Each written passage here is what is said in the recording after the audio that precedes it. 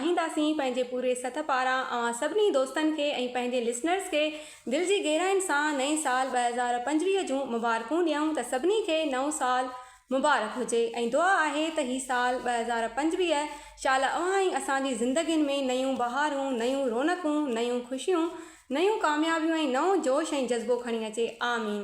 जी फ़हीम, त पोइ अवां छा चवणु चाहींदव पंहिंजे नौजवाननि दोस्तनि खे ऐं अवां जा कहिड़ा तासुरात आहिनि नए साल जे हवाले सां? मां हिकिड़ी कोटेशन आहे उहा चवंदुसि सभिनी दोस्तनि खे, नौजवाननि खे। मां सभिनी नौजवाननि खे इहा ई ॻाल्हि चवंदुसि त दरगुज़री बहितरीनु अमल आहे।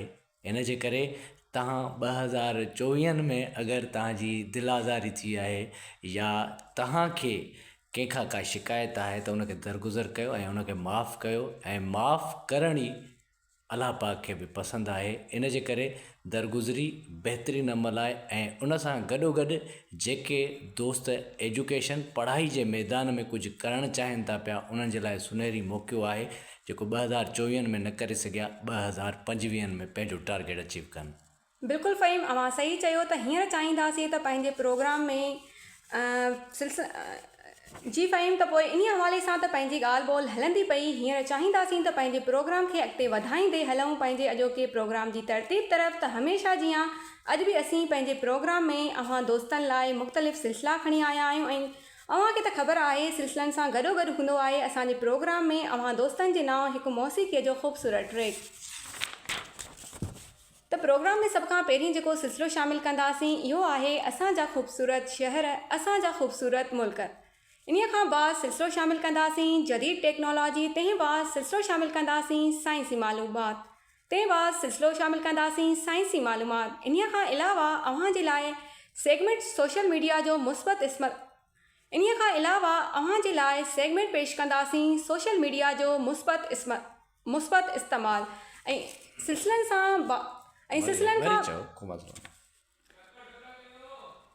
ओके इन्हीअ खां अलावा अव्हां जे लाइ सेगमेंट शामिलु कंदासीं प्रोग्राम में सोशल मीडिया जो मुस्बत इस्तेमालु ऐं सिलसिलनि खां बाद प्रोग्राम में अव्हां दोस्तनि जे नाम कंदासीं मौसीक़ीअ जो ख़ूबसूरत ट्रैक। जी दोस्तो, त इहा त हुई असांजे अॼोके प्रोग्राम जी तफ़सील जेका अव्हां सां शेयर कईसीं। हींअर हलूं था पंहिंजे प्रोग्राम में सिलसिलनि जी तरफ़। त प्रोग्राम में सिलसिलो शामिलु कयूं था जदीद टेक्नोलॉजी। अचो त गॾिजी ॿुधूं था सिलसिलो जदीद टेक्नोलॉजी।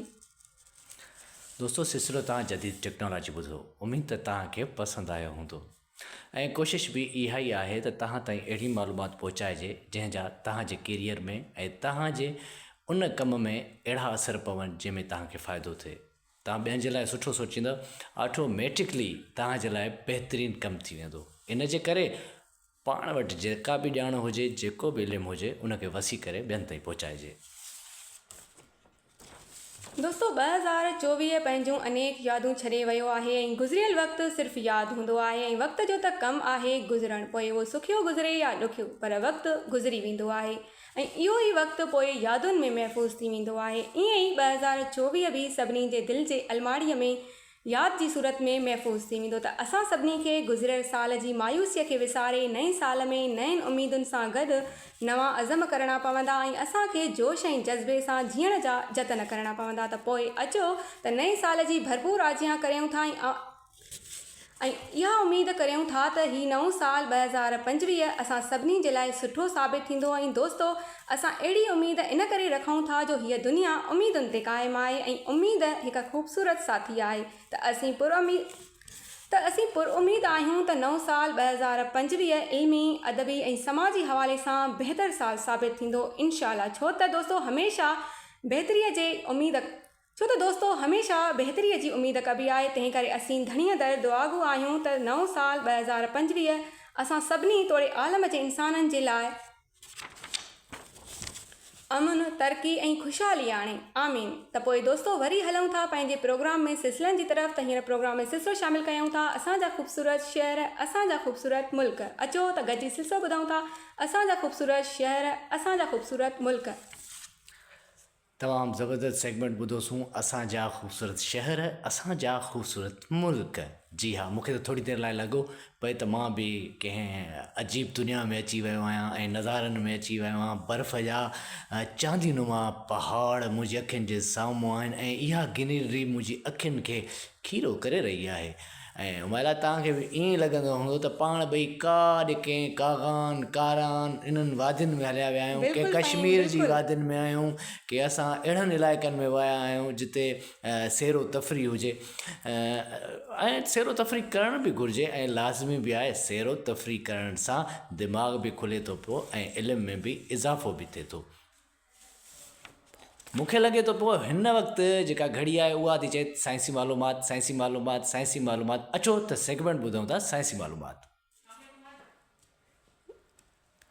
हो कयां न पोइ वरी हुनजो फसी जो आहे न कहिड़ो या सोशल मीडिया काॾे वियो। हलो मां थो चवां तव्हां इहो क्लोज़ अच्छा वियो साइंसी साइंसी मालूमात। जी दोस्तो सिलसिलो ॿुधोसीं साइंसी मालूमात दीपा कुमारीअ खां। इंट्रस्टिंग सिलसिलो हुयो ऐं अहिड़ा सिलसिला नशर करण सां दोस्तनि में उत्साह बि वधे थो पियो ऐं उन में हिकिड़ी ॼाण बि वधे थी पई। हाणे सेगमेंट आहे सोशल मीडिया जा मुस्बत इस्तेमालु। अचो त इहो सेगमेंट ॿुधूं था। दोस्तो सेगमेंट तव्हां ॿुधो, उमेद त तव्हांखे वणियो हूंदो ऐं कोशिशि बि इहा ई हुजणु घुरिजे त सेगमेंट मुख़्तलिफ़ क़िस्मनि जा हुजनि जेके तव्हांखे वणनि। फ़हीम हींअर चाहींदासीं त पंहिंजे प्रोग्राम में हिकिड़ो मौसीक़ीअ जो हिकिड़ो ख़ूबसूरत गीत शामिलु कयो वञे त अचो त पंहिंजे नौजवाननि खे मौसीक़ीअ जो ई ख़ूबसूरत गीत ॿुधायूं था।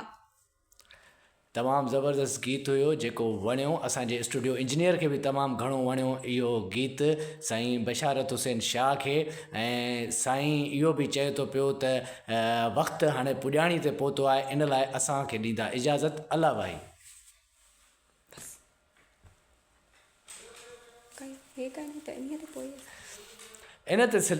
इन ते प्रोग्राम नई टई पंहिंजी पुॼाणी ते पहुतो पंहिंजे मेज़बान फ़हीम याया भुट्टो सां गॾु हुमायला खे ॾींदा फ़हीम याया सां भुट्टो ऐं इहो चओ न मां चवां न फ़हीम याया भुट्टो, तव्हां चयो हुमायला ख़ान, पोइ मां चवंदो त वरी न मां हे चवंदमि नी हेठां वारो सॼो तव्हां हेसी ताईं ख़तमु कयो न। सॼो पाण चवंदा हा सही आहे। हेसी ताईं चई थी। प्रोग्राम नई टही जो वक़्तु पंहिंजी पुॼाणी ते पहुतो पंहिंजे मेज़बान फ़हीम याया भुट्टो ऐं हुमायला ख़ान सां गॾु स्टूडियो इंजीनियर सैयद बशारत हुसैन ऐं हिन ख़ूबसूरत प्रोग्राम खे गुलदस्ते वांगुरु सलाड़े अव्हां ताईं पहुचाईंदड़ पेशकार मीर मला खे ॾींदा इजाज़त। वरी मिलण ताईं अला निगहबान। इन मतिलबु मां बि चवां त ईअं कंटिन्यू थिए।